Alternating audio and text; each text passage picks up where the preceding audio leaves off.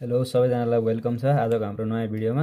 आज चाहिँ हामीले आईओईटीयू अन्तर्गत फर्स्ट सेमेस्टरको इन्जिनियरिङ जियोलोजी 1 को एउटा न्युमेरिकल लिएर उपस्थित भएका छौँ र यो न्युमेरिकल चाहिँ लगभग 100% नै कन्फर्म जस्तो सोधिने जस्तो छ। यो क्वेसन इम्पोर्टेन्ट पनि हो र छोटो पनि छ, सजिलो पनि छ। ध्यान दिएर हेर्नु होला, बुझिहाल्नु हुनेछ है। अब क्वेसन्स चाहिँ म तपाईहरुलाई देखाउन चाहन्छु। यो चाहिँ हाम्रो एसेसमेन्टमा सोधेको क्वेसन पनि हो। A sandstone bed has deep direction north 25 degree east. Find the strike direction with the figure भनेको छ है। फिगर पनि नेसेसरी हुनेछ। यो क्वेसन सोधेको छ 2 मार्क्समा। अब जाउँ सोलुसनतिर। गिभन के छ? Dip direction. यहाँ स्यान्डस्टोन भए पनि जुनसुकै यो यसले फरक पार्दैन ल, डाटाले मात्र फरक पार्ने हो। हामीलाई नर्थ 25 डिग्री इस्ट दिएको छ र स्ट्राइक डिरेक्सन फाइन्ड गर भनेको छ है। अब हामीले मेन कुरा पहिले के थाहा पाउनु पर्यो त भन्दाखेरि क्वेसनले के दिएको छ? Dip direction. निकाल के भनेको छ? Strike direction. त्यो दुईटा बीचको रिलेसन चाहिँ के छ त भनेर थाहा पाउनु पर्ने हुन्छ। डिप डिरेक्सन र स्ट्राइक डिरेक्सनको बीचमा चाहिँ म्युचुअली परपेन्डिकुलर रिलेसन हुन्छ है त। 90 डिग्री, यसमा चाहिँ 90 डिग्रीको डिफरेन्स हुन्छ। जस्तै यो चाहिँ डिप डिरेक्सन भयो भने यो चाहिँ स्ट्राइक डिरेक्सन हुने भयो क्या, 90 डिग्री हो यसरी। अब क्वेसनले कति दिएको छ हेरौँ है त। नर्थ 25 डिग्री इस्ट दिएको छ हैन।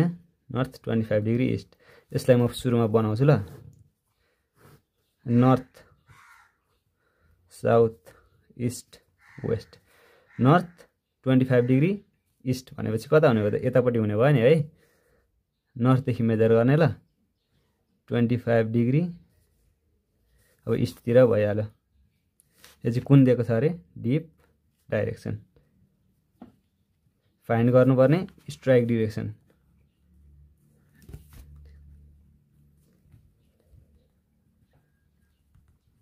अब के छ अरे रिलेसन? डिप डिरेक्सन र स्ट्राइक डिरेक्सनको बीचमा म्युचुअली परपेन्डिकुलर भनेपछि योसँग परपेन्डिकुलर हुने गरी एउटा लाइन तानौँ है त। यो परपेन्डिकुलर नै छ है। योसँग परपेन्डिकुलर हुने गरी एउटा लाइन तानौँ। अब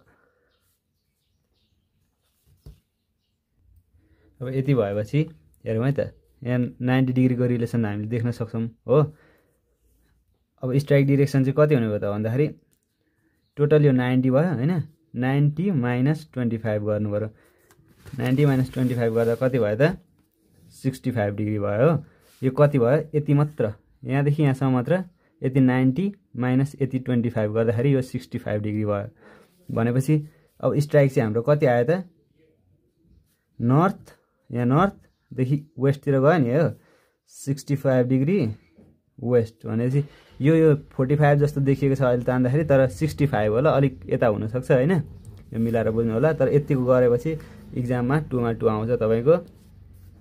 अनि अर्को तरिकाले एन्सर कसरी पनि लेख्न सकिन्छ भन्दा यो एङ्गल र यो लाइनले यो भर्टिकल एङ्गलसँग बनाएको यो एङ्गल र यो एङ्गल त बराबर हो नि त, इक्वल हो नि त।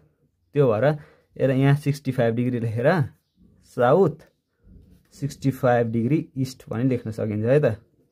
स्ट्राइक यो लेखे पनि राइट, यो लेखे पनि राइट ल। यति बुझ्नु भयो भने भइहाल्छ। फाइनल सोलुसन यसरी पनि लेख्न सकिन्छ। यो चाहिँ मैले एस्टिमेटमा लेखेको एन्सर हो र 2 मा 2 पनि पाएको छु। सुरुमा क्वेसन लेख्ने, गिभन क्वेसन लेख्ने, त्यस पछाडि रिलेसन लेख्दिने। Relation between dip direction and strike direction is mutually perpendicular. अथवा अब हामीले फिल्डमा गरेको अनुसार हेर्ने हो भने हेरौँ है त। यो अर्को ल्याङ्ग्वेजमा के पनि भनेको छ भने डिप डिरेक्सनतिर यस्तो हातको औँलाहरू यता तन्कायो भने स्ट्राइक डिरेक्सन चाहिँ यो बुढी औँलाले दिन्छ भनेको छ क्या हो। डिप डिरेक्सन यता तन्कायो भने यो चाहिँ स्ट्राइक डिरेक्सन भयो अरे क्या। यसरी पनि कहिलेकाहीँ एनालाइज गर्न सकिन्छ क्वेसनलाई है। त्यही भनेको छ यहाँ। अनि यसरी फाइनलमा the strike direction is north 65 degree west भनेर लेखिदिएको छ। यति भएपछि फुल मार्क्स तपाईँले पाउन सक्नुहुनेछ ल। Thank you. आजको भिडियो यति नै थियो। अब फर्दर मोर अरू भिडियोको लागि च्यानललाई सब्सक्राइब गर्नुहोला, लाइक गर्नुहोला र आफ्नो साथीहरूलाई पनि सेयर गर्दै गर्नुहोला। Thank you.